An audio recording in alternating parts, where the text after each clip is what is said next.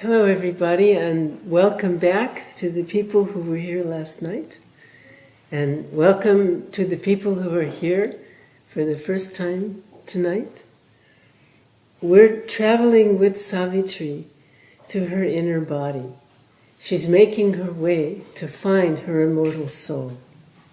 So I'm going to go back just a little bit for the people who weren't here yesterday, so that they can really stay with us now on the inner journey. For anybody who might not know, Savitri is Sri Aurobindo's epic poem. It's about the woman who follows death to bring back the soul of her husband. It's an ancient legend in many cultures, and it contains all his teachings in the form of mystic poetry. He said it was an exercise of putting consciousness into his writings. And he put all of his experiences and all of Mother's experiences, and he wrote it for 35 years.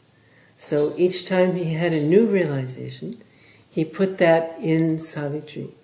So we follow his journey, and we follow Mother's journey, and we follow Savitri's journey, and we follow our journey when we take this journey.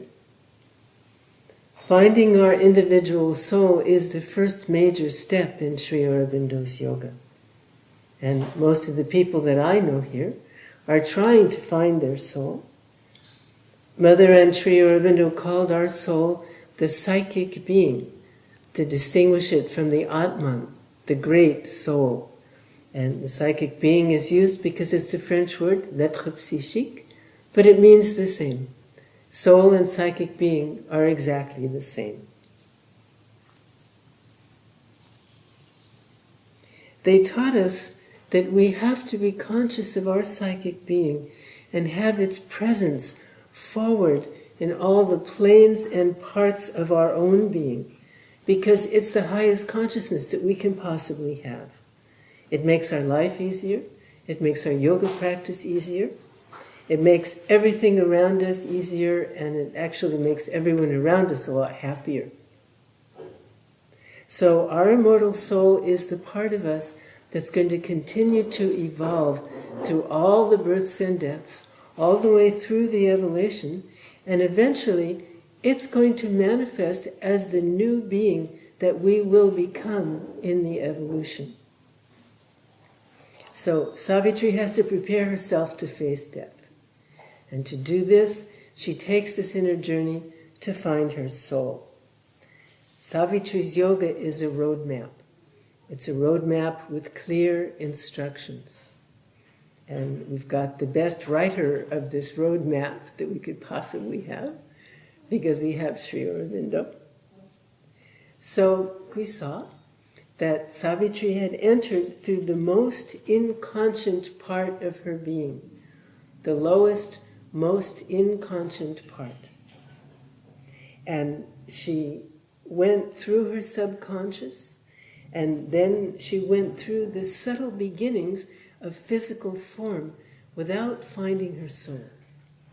She went through her mental being. She didn't see her soul. She went through her vital being. She didn't see her soul.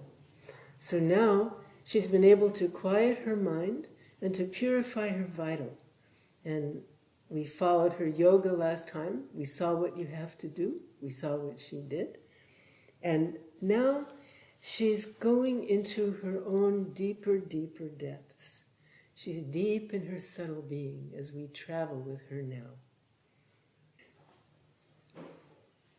So Savitri's on the first upward ascent to her soul. She's gone down, she's been in the body, now she's starting up. And here she meets three aspects of her soul. Sri Aurobindo calls them the triple soul forces. And they look like they're women, but they're not women. They're immortal powers of her soul and immortal powers of our soul. We all